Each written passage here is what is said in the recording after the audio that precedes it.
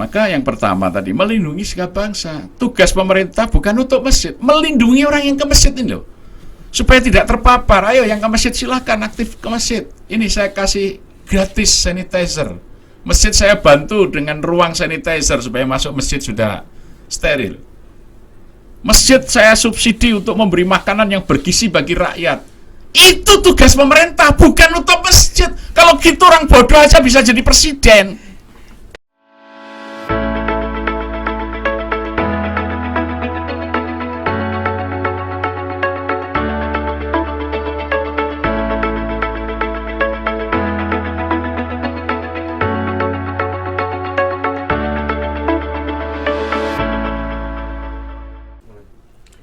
Bismillahirrahmanirrahim. Assalamualaikum warahmatullahi wabarakatuh. Waalaikumsalam. Alhamdulillah, selamat bergabung kembali di dialog kita para pecinta channel YouTube YDSF Al-Falah.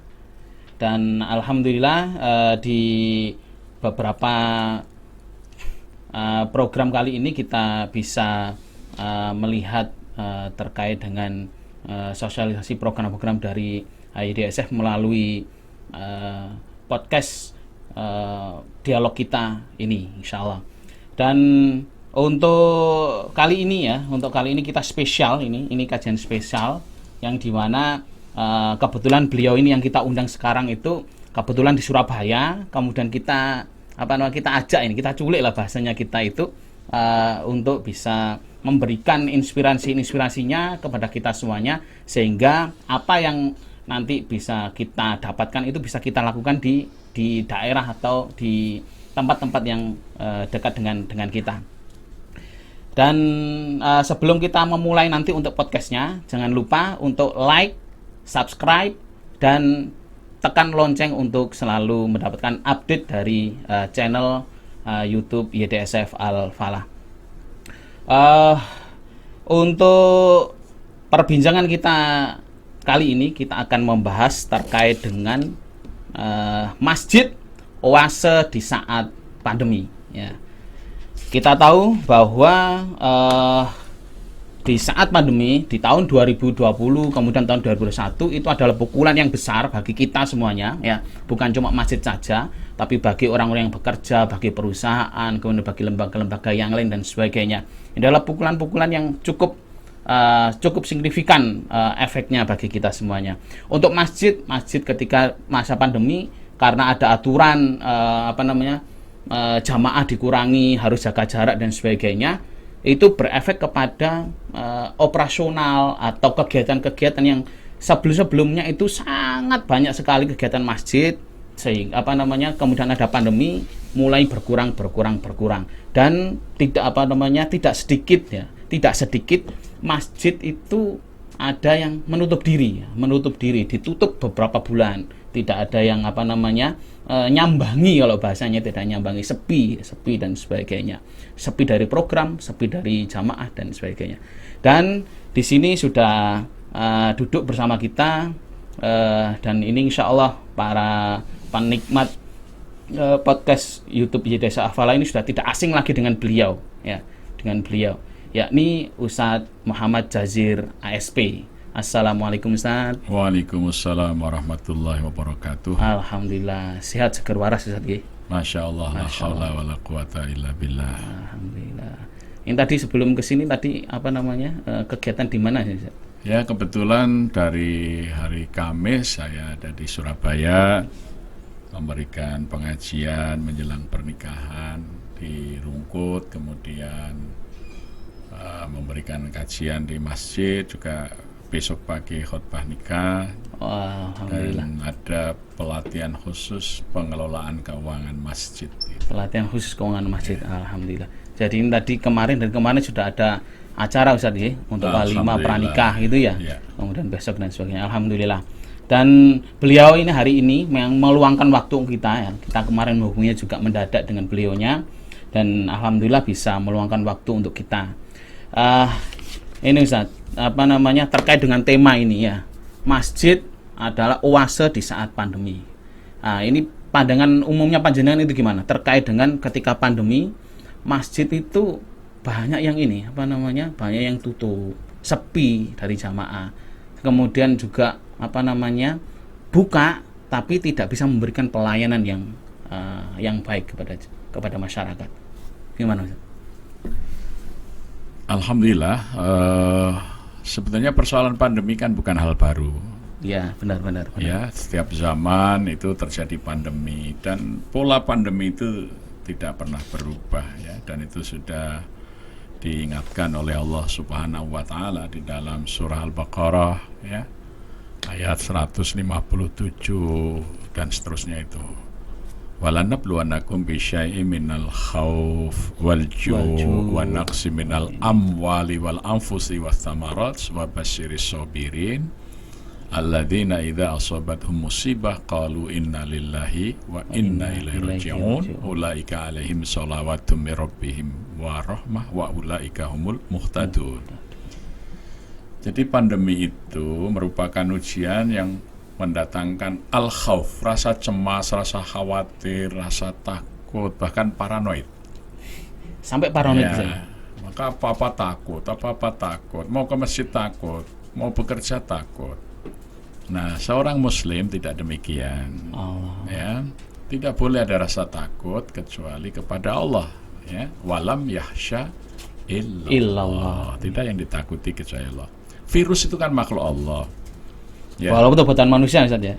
Iya, tapi itu makhluk Allah. Tidak bisa manusia membuat virus itu sendiri ya. Iya. Kalau modifikasi mungkin, tapi membuatnya tidak mungkin. Oleh karena itu ya serahkan saja pada Allah untuk mengendalikannya. Ya.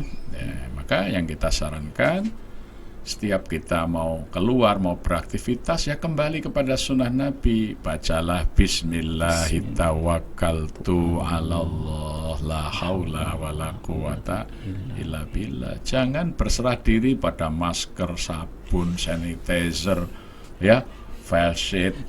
Ya. Bertawakal pada yang punya dan memelihara makhluk itu. Lupa masker, waduh pulang takut nggak pakai masker, nggak baca Bismillah tawakal tuh nggak takut itu ya. Jadi ya, manusia itu tawakalnya jangan pada makhluk, kepada Allah, itu yang pertama ya. Al-khauf, kalau dibiarkan efeknya mendatangkan al-ju', kelaparan, petani nggak ke sawah, peladang tidak ke ladang, pabrik berhenti berproduksi, pangan kurang, nanti orang akan mengalami kesulitan pangan. Orang dirumahkan, tidak bekerja, ya. Maka nanti muncullah ancaman ketiga, wa naqsi minal amwal, kebangkrutan harta. Hotel-hotel kemudian harus dijual, nggak ada tamu, sepi, ya, banyak yang terjadi kayak perbankan gitu. Kebangkrutan ekonomi akan terjadi kalau rasa takut itu terus dipelihara. Kemudian ya, wa aksi minal amwal wal anfus, kekurangan jiwa, banyak kematian terjadi. Mati bukan karena kuatnya virus, tapi lemahnya imunitas. Lemahnya imunitas itu karena rasa khawatir yang berlebihan. Jadi sebetulnya virus itu kan biasa saja. Kita itu berhadapan dengan virus tiap hari. Tapi karena informasi ini menakutkan sehingga orang menjadi lemah, dia tidak punya daya tahan menghadapi virus itu. Iya. Ya? Benar-benar Ustaz itu. Puncaknya nanti orang putus asa, mau apa lagi nih ya, apa yang harus dikerjakan ya, wathamarat. Kalau dalam tafsir Kementerian Agama itu adalah kehilangan pengharapan. Banyak orang kemudian putus asa lah, mau apa lagi kita ini. Nah, tapi Allah mengunci di ayat berikutnya, wabasyiris sabirin, gembirakanlah orang yang sabar. Jadi di masa pandemi itu orang yang sabar malah bergembira. Ada basirohnya saja. Lah iya. Siapa orang sabar? Alladzina idza asabathum musibah qalu inna lillahi wa inna ilaihi raji'un. Nah, ini satu aplikasi dari ayat ini yang kita praktekkan di masjid. Satu, begitu masa pandemi kami keluarkan maklumat bahwa masjid tetap beraktivitas seperti biasa. Dalam rangka ikhtiar kita, masjid membagikan masker gratis, tidak hanya untuk jamaah, untuk masyarakat. Dan kita jadikan lapangan pekerjaan bagi mereka yang kehilangan pekerjaan. Jadi masjid membagi kain, ya, bagi kain, kemudian mereka menjahit masker. Saya beri upah.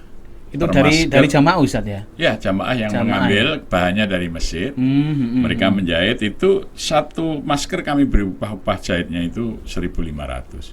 Satu masker Ustaz? Iya, ternyata sehari rata-rata minimal tuh 75 masker, bahkan sampai ada yang 150 masker. Jadi ketika mereka dirumahkan oleh perusahaannya, ya, oleh pabriknya, dia dapat pekerjaan dari masjid dan hasilnya bahkan bisa lebih besar daripada sebelumnya. Ya, kalau 75 masker berapa satu hari? 75 kali 1.500. Iya. Nah, ya. 150.000. Ya, hampir 150.000. Ya, itu berarti kalau kali 25 hari berapa? Itu sudah di atas UMR. Di atas UMR, ya. Dan waktu itu pabrik-pabrik masker tutup. Maka kebutuhan masker besar sekali sampai kami itu dapat pesanan dari perusahaan-perusahaan besar seperti bank-bank itu pesan dengan logo khusus, misalnya BNI, ya. Itu sampai puluhan ribu. Jadi Masjid Jogaran malah jadi industri masker ketika pabrik-pabrik besar tutup. Ya. Kemudian ada beberapa pengrajin atau pabrik konveksi di kampung saya itu. Tidak ada pesanan seragam sekolah kaos. Masjid pesan baju hazmat. Kami beri per baju hazmat itu ongkos jahitnya 20.000. Karena penghasil baju hazmat industri besar semuanya sedang tutup, ya, dirumahkan karyawannya. Sampai ada kementerian yang memerlukan karena mau ada TKI pulang ke tanah air, mereka butuh untuk pelayanan itu baju hazmat. Pesannya ke Jogokarian, pabrik-pabrik besar tutup. Jadi justru kita ini bisa tegak di saat yang lain tiarap. Ya tidak mungkin kita itu bisa industri masker, bisa industri baju hazmat kalau keadaan normal. Nah, sebentar Ustaz. Ini Fabasiri Sobirin tadi gembira orang yang. Oh, di situ kuncinya. Ya. Nggak, maksudnya gini, kan ini kan banyak ini ketika orang dihantam nih Ustaz ya. Kayak contoh kita ngomong aja takmir masjid gitu ya. Dihantam dengan peraturan. Oh, masjid ini pengurangan jamaah dengan tidak boleh banyak orang berkumpul, kemudian harus dijarak dan sebagainya. Kemudian ini kan takmir ini kan awal gak siap Ustaz.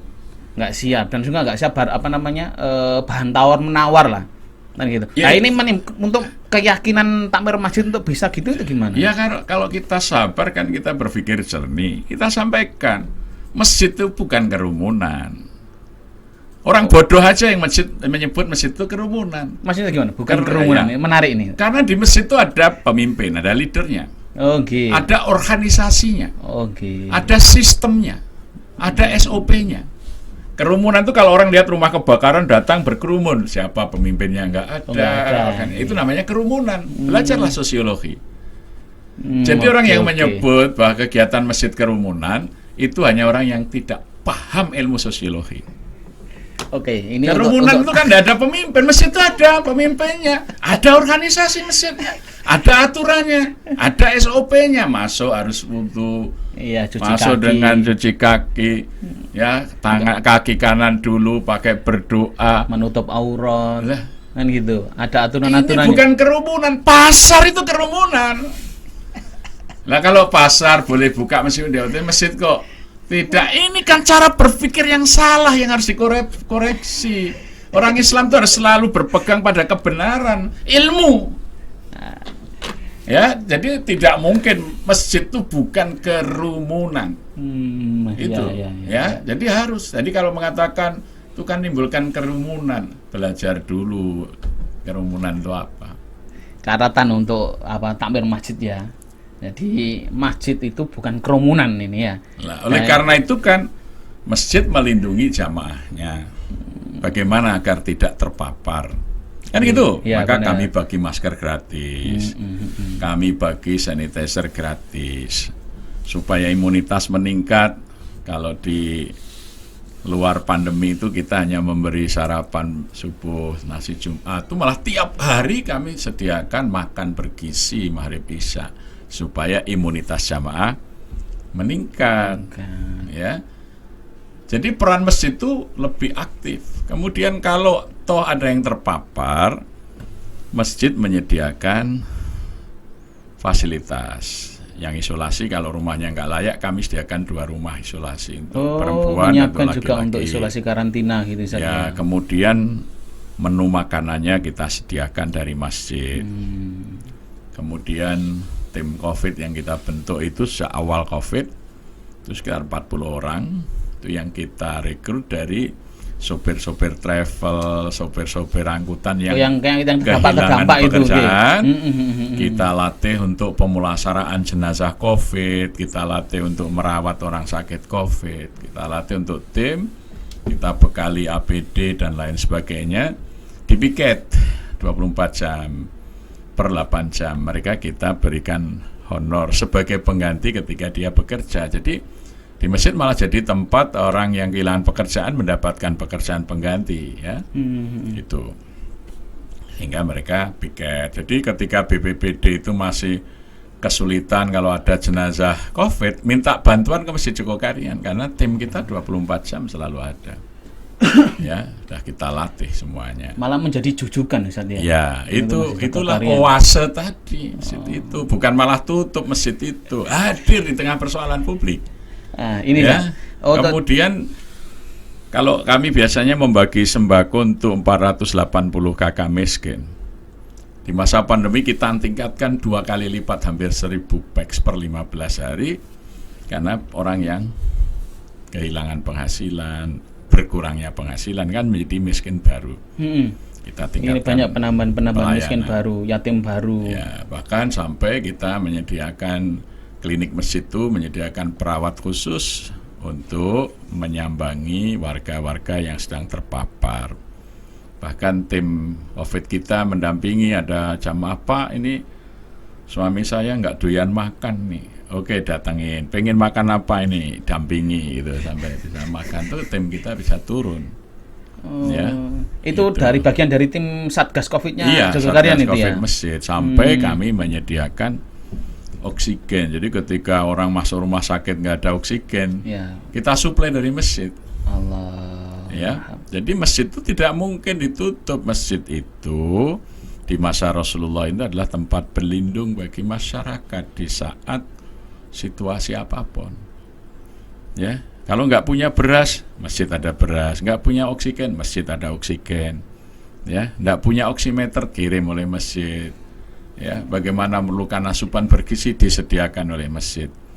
Nah, oleh karena itu tiap masjid harus disiapkan sebagai masjid tanggap bencana. Nah, itu sejak 2003 Masjid Jogokarian memang sudah kita desain sebagai masjid tanggap bencana. Jadi dari dari awal struktur bangunan masjid itu sudah kita hitung karena Jogja itu rawan gempa, maka bangunan masjid itu sudah kita hitung tahan goncangan gempa 8,2 skala Richter. Jadi jangan sampai malah orang ke masjid kebruan bangunan. Itu kewajiban kita melindungi jamaah. Kemudian yang kedua, kita ada aula besar 2 ya. Sehingga kalau orang ngungsi ke masjid bisa dipisah tempat pengungsi itu putra dan putri, kapasitasnya masing-masing sekitar 500 jamaah. Jadi kalau 1000 orang ngungsi di masjid itu tidak akan mengurangi ruang ibadah. Sholat tetap berjalan. Kamar mandi sudah kita sediakan 36 unit. Jadi kadang-kadang masjid besar kamar mandinya cuma sedikit. Jadi kalau nanti untuk ngungsi kan tidak siap. Dan kita punya dapur dengan peralatan termasuk alat masak, steamer. Jadi kalau kita menanak nasi itu bisa langsung 200 kilo itu nggak sampai 60 menit matang semua. Ya, piring, sendok itu sudah kita siapkan ribuan dan ini sudah kita gunakan pada saat gempa bumi Jogja 2006 itu. Sehingga pagi-pagi orang masih bingung, masjid sudah bisa membuka dapur umum 4.000 jamaah. Ya, masjid itu justru menjadi tempat ketika terjadi bencana orang lari ke masjid terlindungi, tercukupi kebutuhannya. Masya Allah. Ya. Masya Allah. Nah, sampai ketika kita membuat sanitizer itu tidak. Membuat sanitizer mandiri. Iya, ketika kita waktu itu pesan pabrik-pabrik alkohol itu termasuk di Malang, kami pesan dari Malang itu 12 drum. Mereka hanya bisa ngirim 6, itu pun hanya terakhir karena nanti nggak boleh oleh gubernur untuk keluar dari Jawa Timur. Benar itu. Akhirnya kita malah jadi peluang, ibu-ibu itu kita gerakkan 50 ibu itu tiap sore ke masjid saya suruh ngupas singkong, kita beli singkong, kita buat tape, ya kemudian jadi etanol, kita suling jadi alkohol sendiri, sehingga masjid malah menjadi penghasil alkohol, kita bisa buat sanitizer. disinfektan, sabun. Jadi kalau nggak ada bencana kita nggak bisa buat alkohol dong. Jadi pada yang bencana ngasih itu ide malah itu kita siapa buat. Ustaz? Yang untuk membuat alkohol sendiri Nah, dari kalau tape. sabar itu kan Allah memberi faulaika humul muhtadun. Maka mereka itu orang-orang yang diberi petunjuk. Benar. Ya, bahkan ada beberapa chef hotel besar yang dirumahkan tanpa gaji. Saya kumpulkan. Itu chef Ayo, Ustaz. ya, chef hotel besar tidak Nggih, saya nggih. sebut namanya. Ayo, Nggih. kita buat bumbu. Ya, bumbu. Bumbu Dari jadi itu? bumbu rawon, bumbu brongkos, bumbu tongseng, bumbu gulai, bumbu opor. Kemudian kita kemas, kita tawarkan dengan branding masjid. Ketika ibu-ibu rumah tangga biasanya beli sayur ke restoran pada tutup, sekarang buat masakan kualitas tertentu di rumah karena bisa beli bumbunya di masjid. Akibatnya ini apa? Penjualan ini sampai ke seluruh Indonesia. Bumbu Masjid Jogokarian ini. Nah, itu modalnya itu dari mana Ustaz? Lah kas masjid kan ada dana kebencanaan. Oh, Jadi gitu. kita itu ada kotak khusus Iya, dan iya. rekening khusus sejak tahun 2003 itu untuk dana kebencanaan. Biasanya untuk bantuan kalau sejak ada tsunami di Aceh dan lain sebagainya. Terakhir kemarin pada saat awal pandemi kas kebencanaan kita ada 400 juta sehingga kita bisa melakukan banyak hal dan sepanjang pandemi ini terhimpun lebih dari 2 miliar. Ya, sehingga kita tadi bisa membantu chef hotel. Nah, sekarang dia milih kira-kira nggak mau masuk kerja lagi karena buat bumbu lebih untung daripada jadi chef. Jadi kemungkinan nih Ustaz ya. Jadi masjid-masjid yang kaget dengan pandemi terus tidak bisa ngapa-ngapain itu memang dari awal itu memang mereka tidak siap dan tidak merencanakan. Kalau Masjid Jogokarian ini apa ketika tadi kan ada sudah menjadi masjid tanggap bencana dan sebagainya. Jadi Masjid Jogokarian sudah jauh-jauh hari sudah siap untuk menghadapi hal yang seperti itu. Ya, kita kan punya bimbingan dalam ayat itu penanganan pandemi ya. Kita jangan kalah cerdas sama Fir'aun. Loh, ini ya, kalau kita datang ke Luxor di Mesir itu, dilihat piramid. Nggih. Itu batuan itu yang disusun ukurannya ada yang 20 kali 20. Di Luxor itu tidak ada batu. Itu pasir. Batu itu didatangkan dari hulu sungai Nil. Pada masa itu, bagaimana mengangkat batuan-batuan besar itu dari hulu sungai Nil ke Luxor? Ke Luxor. Belum ada truk, kontainer. Itu jauh saja jaraknya. Jauh, puluhan kilometer. Oh. Ternyata Fir'aun itu menunggu saat terjadi banjir besar, mereka yang menghanyutkan batu iya, itu iya. sampai ke Luxor dan disiapkan penahan supaya batu tertahan di situ, tidak larut ke hilirnya. Ke hilir dan sebagainya gitu, ditahan. Nah, itu nanti artinya surut baru apa? diambil. Bahwa sebuah bencana bagi orang lain itu merupakan ancaman, bagi Fir'aun aja bisa diambil manfaat. Masa kita orang beriman kalah sama Fir'aun dalam berpikir, kan gitu ya. Gitu. Jadi tidak bisa bangun piramid tanpa banjir besar. Banjir itu orang lain lari mengungsi, Fir'aun memanfaatkan untuk membangun piramid. Dan itu diperhitungkan kapan terjadi ya curah hujan yang paling tinggi ekstrim, maka sudah disiapkan batu-batu yang akan dihanyutkan itu.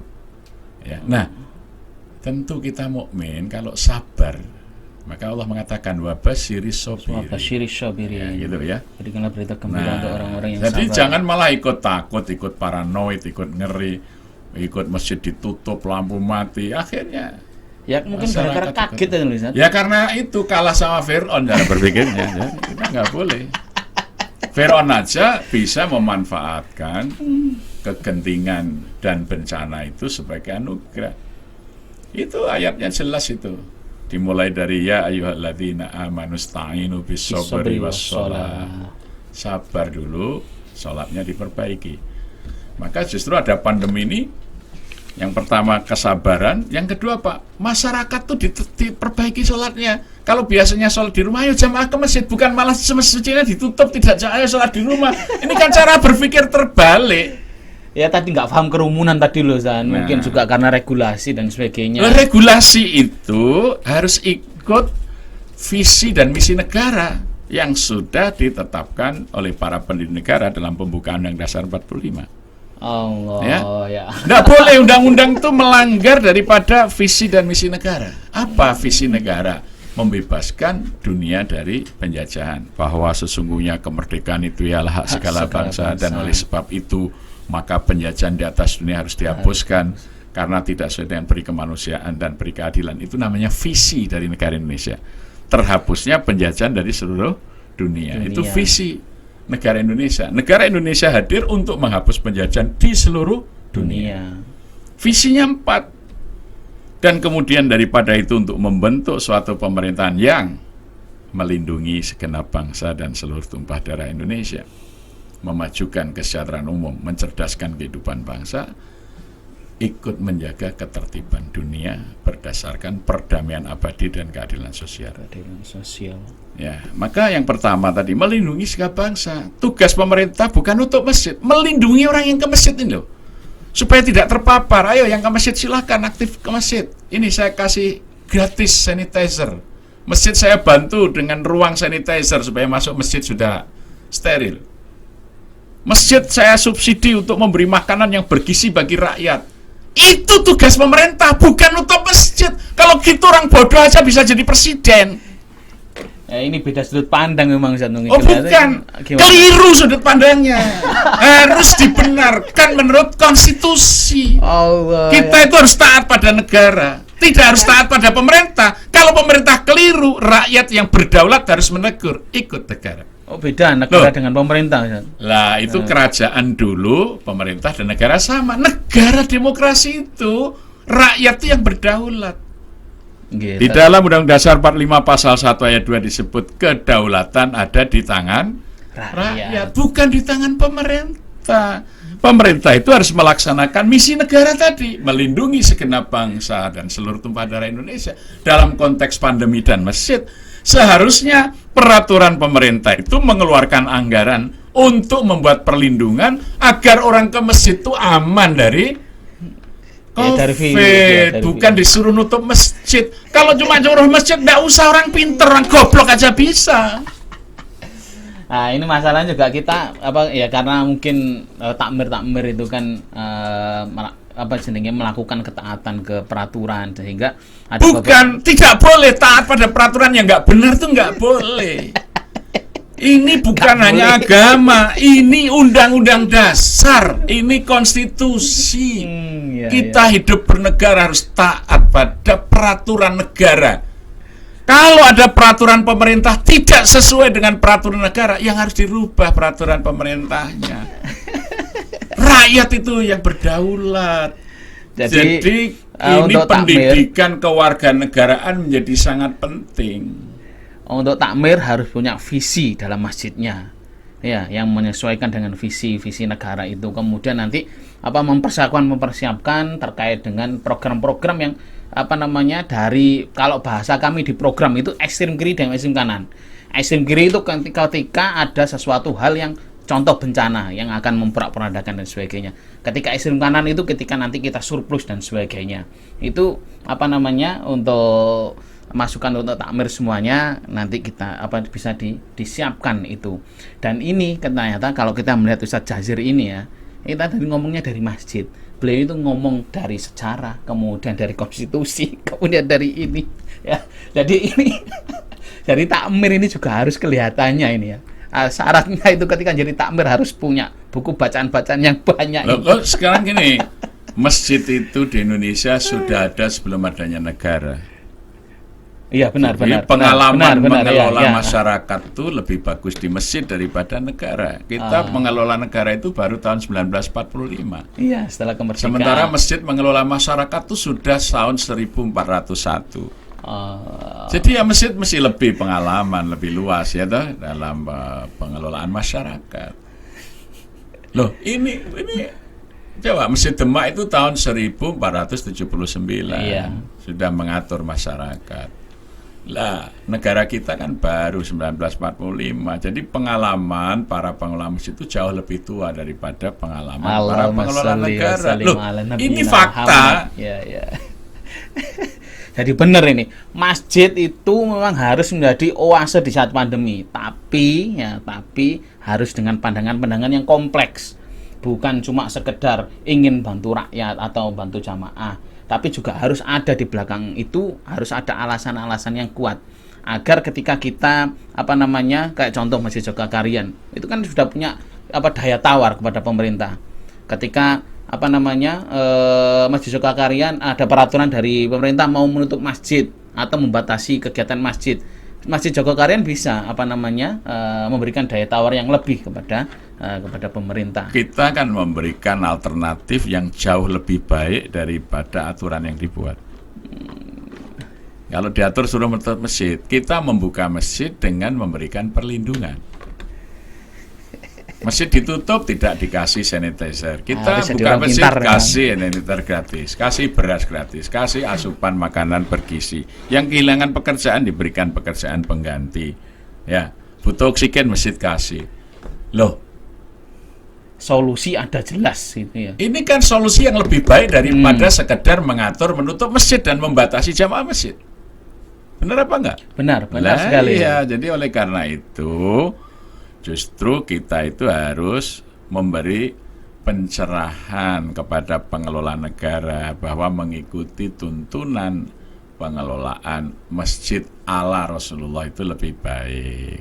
Alhamdulillah. Ya, dan kita sudah siap dengan itu, makanya masjid harus dikelola mengikut sunnahnya Rasulullah, jangan mengikut peraturan pemerintah Hindia Belanda, masjid hanya tempat sholat, masjid itu tempat penyelesaian berbagai persoalan umat. Oke, sebagai closing statement panjenengan, Ya.